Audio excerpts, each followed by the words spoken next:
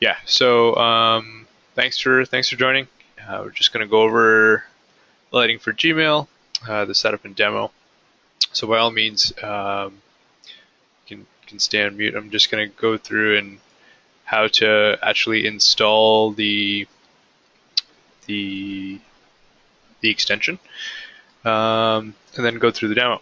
So if you haven't installed it already, on the Slack channel on Slack in the Salesforce channel, I have pinned the link to the actual extension. So to get to the pins, you can just click on this little icon on top here. It'll bring you on the side menu. Click on this, brings you right to the link. So I uninstalled it from my Chrome, but I'm going to kind of show the whole process. Obviously, a prerequisite of doing all this is that you are using Chrome to do all this, so keep that in mind. So to install the extension, you're going to click Add to Chrome. It's going to ask you here again. Click Add Extension. It's going to go through and add it here, so you know it's added when there's a icon on the top right.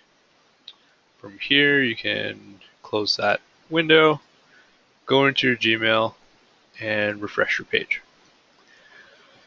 What you'll notice is on the right-hand side, if this worked, yeah, you should get a panel. It might look like this. So all you have to do is click on the icon to get it out. Now, unfortunately, okay. So if you're installing it for the first time, it might look like this for you. It might also say, do you want to link a Gmail account here? So it might have another button here.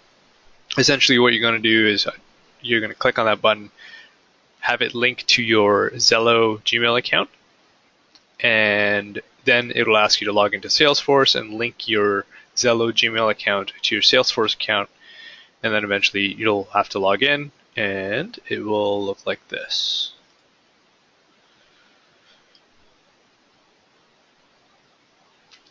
Okay, so that's how you know it's working. If you don't see this when you kind of log into Gmail, send me a message after, but essentially that is the install process. It's fairly straightforward, but again, if you have any issues, give me a shout on Slack. Okay, so from here, kind of just go into explaining what this is. So it's just a sidebar, kind of like what we had for Sales Logics, but it was released fairly recently in the last few months, so it is new and improved from what Salesforce had before. And essentially what this thing does is it looks at the email that you're looking at on your screen and then presents information from Salesforce by comparing the email address that it sees on your screen to the actual Salesforce system. So in here, you're going to be kind of, and then what it also lets you do is actually attach that email to that record in Salesforce. So you're going to be attaching records in two primary ways. One being when you're sending a brand new email, and the other being you've already sent an email and you're going back in your mail, and then you want to now attach that back into a record in Salesforce. So I'll go over the first way, which is when you're sending a brand new email. So in Salesforce, on my CP demo account, just close these other tabs. So my CP demo account, I have a Peter Parker contact in here. So what I'm going to do is in Gmail, I'm going to put this email right in here. As you can see, before I've even started, the sidebar really takes into and looks and says, you have an email address. I found a contact associated with it, and here's the information. And it shows me the account that contact is associated to as well. So the nice thing here is I can go and type in my email.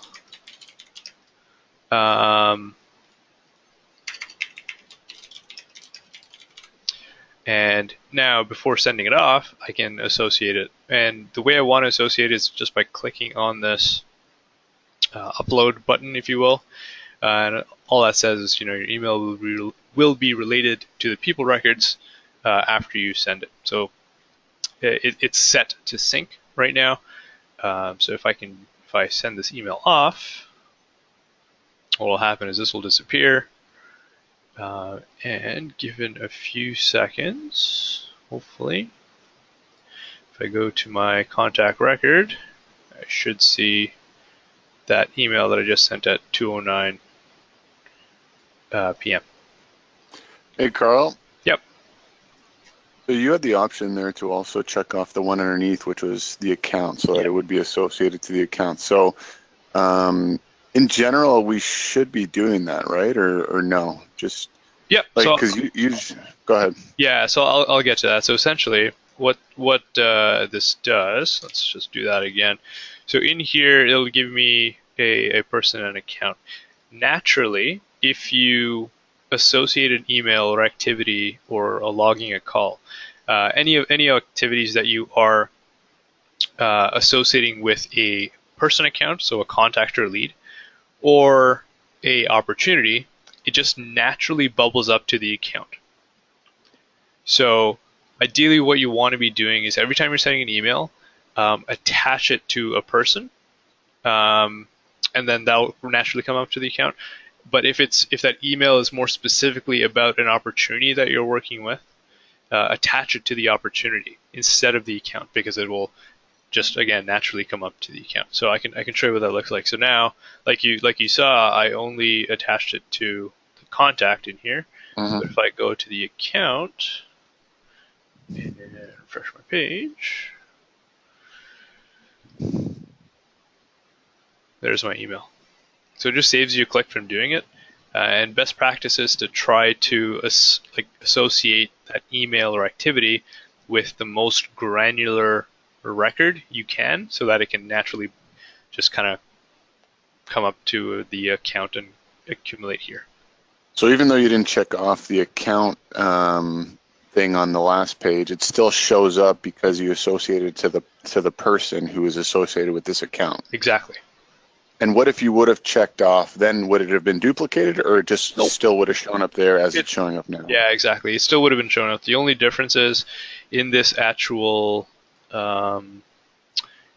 record, what you would have seen is there's an association in here. So there's a sender recipient and related to, and in here you would have seen the account. That's the only difference. Gotcha. Okay. Okay. So that is kind of sending emails. The really nice thing is if you wanted to see that activity, and let's say it was a blank screen like this, I could search for the contact. And then essentially it is like navigating in Salesforce, right? So you're in here, and then you can click on activity and see those activities associated with that. And then from here, you can create follow-up tasks in here for yourself if you wanted to. The only caveat to that is that you cannot create them from an email. You can create them from logged calls, so create follow-up tasks. And if I had an actual task in here, I could do that as well. But you cannot create it from an email. And unfortunately, you can also create like a brand new blank task. You can't do that from here. So only follow-up tasks and kind of editing tasks if you really needed to. Okay, so that is how to when you're sending a brand new email, that's how you associate it. And luckily enough, associating a okay, wait, let me do this 1 second. So I'm just going to reply to that email I just got sent on my other screen. So I'm just going to hit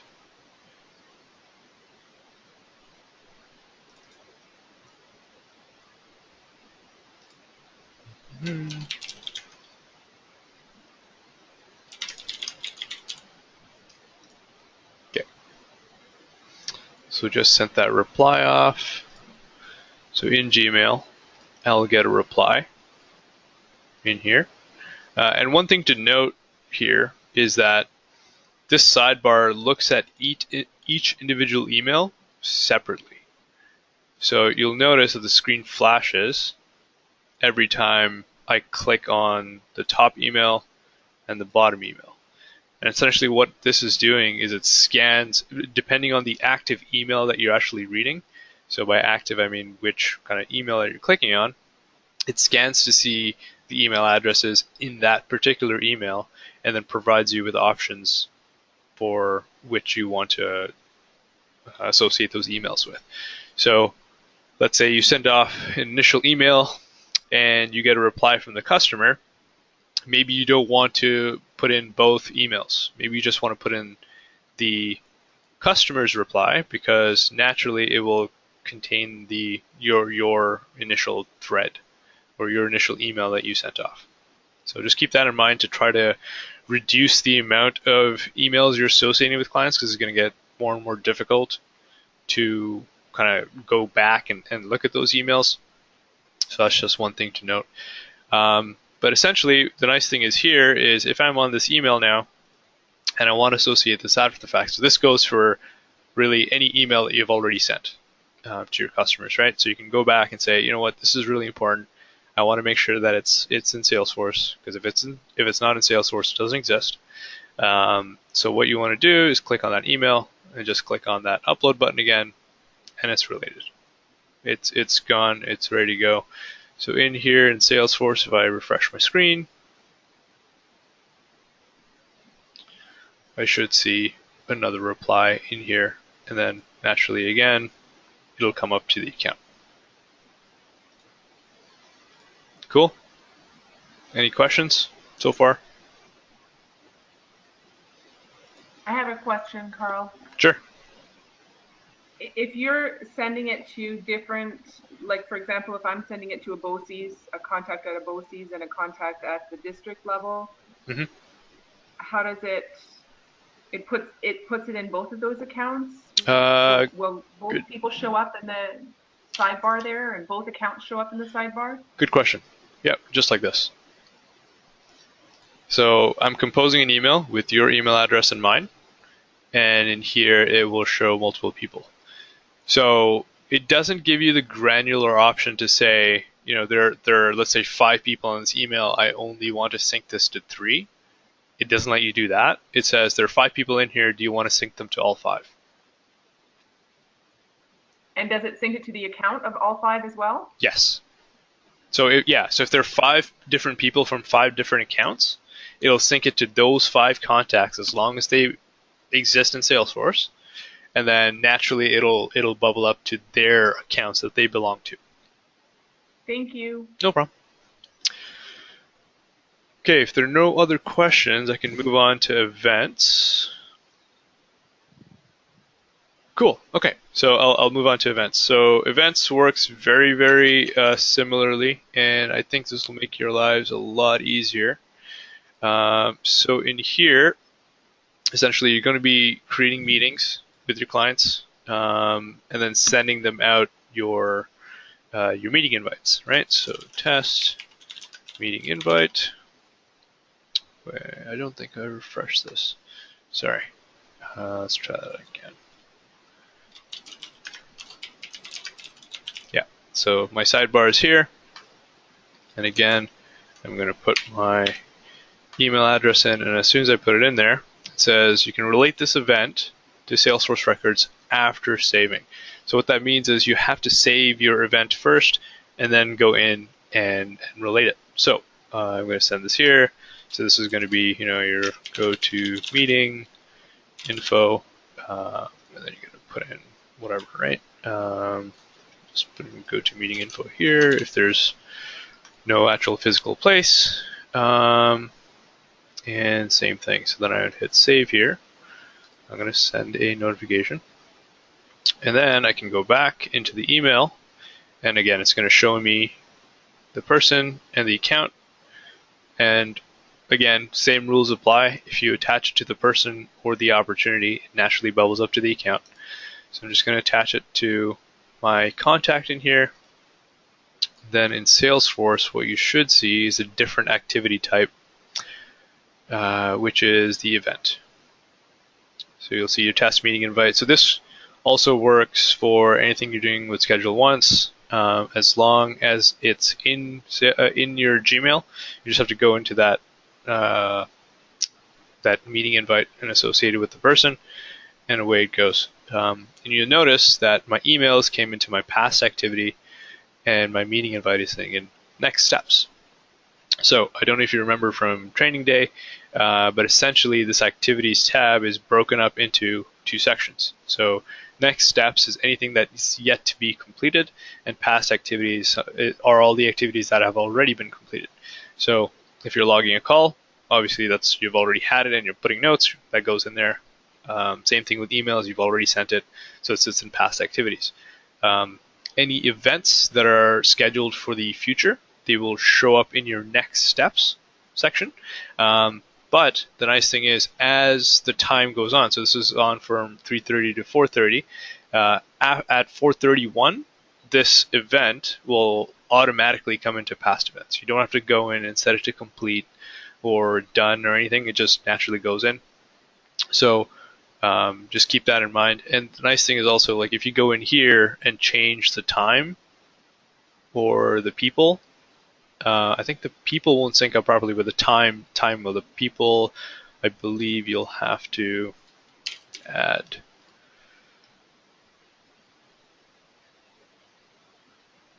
Yeah. See, this doesn't really work because you're not a user. So let's say that is. Question. Sure. Is it expected that we are going to be saving all of our client meetings in Salesforce? If it's not, like why would we want to do this? Just to keep track. So if Delphine or Heather saying how many meetings have you had with this client,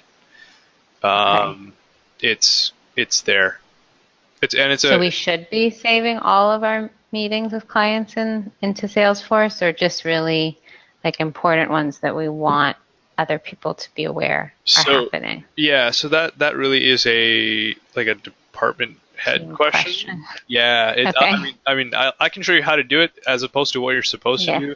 I can't really comment. If it was up to me, it would make sense for me to kind of put those all in there, because at any point in time, one thing, as soon as it's in Salesforce, it's reportable.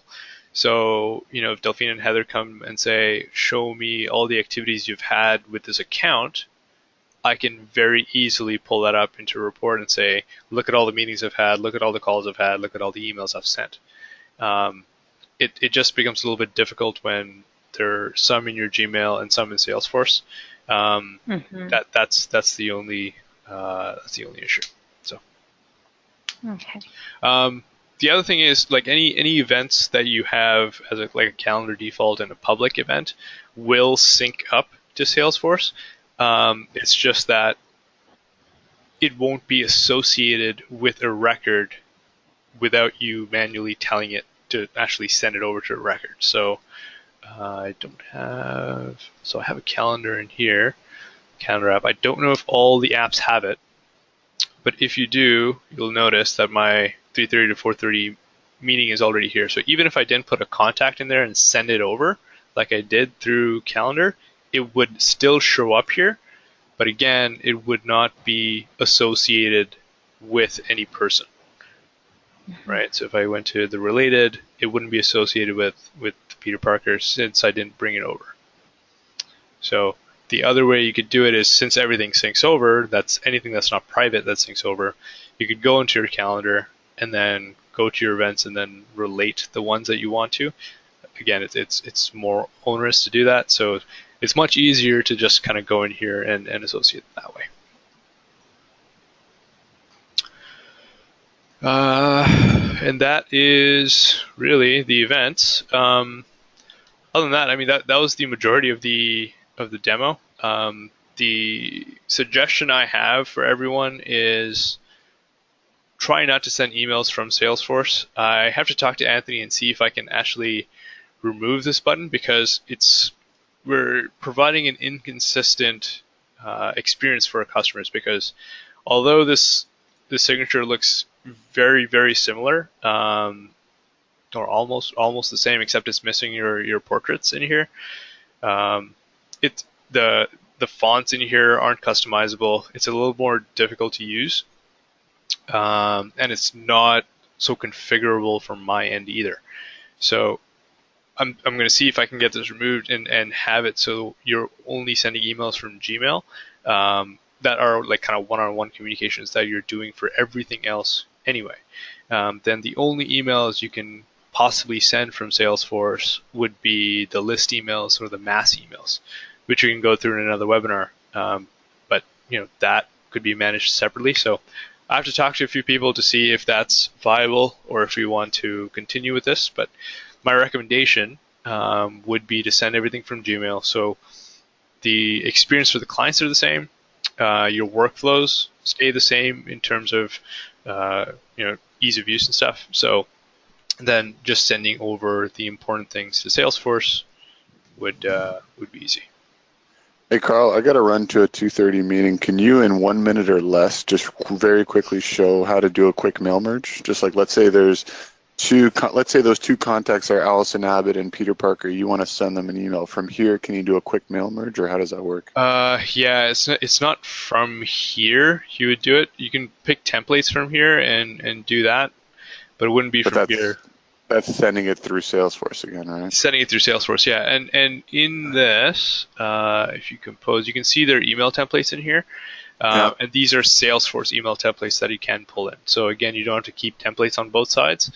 So again, that's a super powerful thing. But if you want it in 30 seconds or less, let's see if I can do it. So in contact, actually it doesn't matter. So in contacts, what I can do is say my contacts.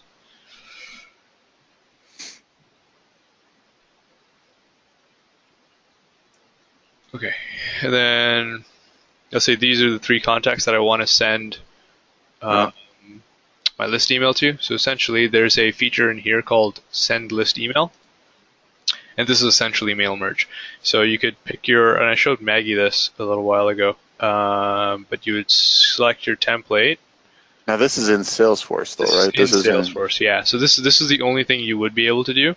Because you're not doing that through Gmail. But the nice thing is, again, here you could go through and see each person and how it's going to look, depending on your template. Gotcha. Send it off, and then the nice thing is, in terms of activity record keeping, it actually keeps it as a list email, so you know the difference between a one-on-one email that you've sent and a mass email that you're sending to clients. So it's very easily filterable and noticeable. So yeah. Okay. Thanks, Carl. Yeah. Thanks. I gotta run. Yeah. Sure. Thanks for coming. Okay. So, any other questions about this? How it works at all? Cool. All right. Well, if you have any other questions, you know where to find me. I'm on Slack. But thank you for coming. That's all I have for you today. Thank you. Carl. Thanks, Thank guys. you.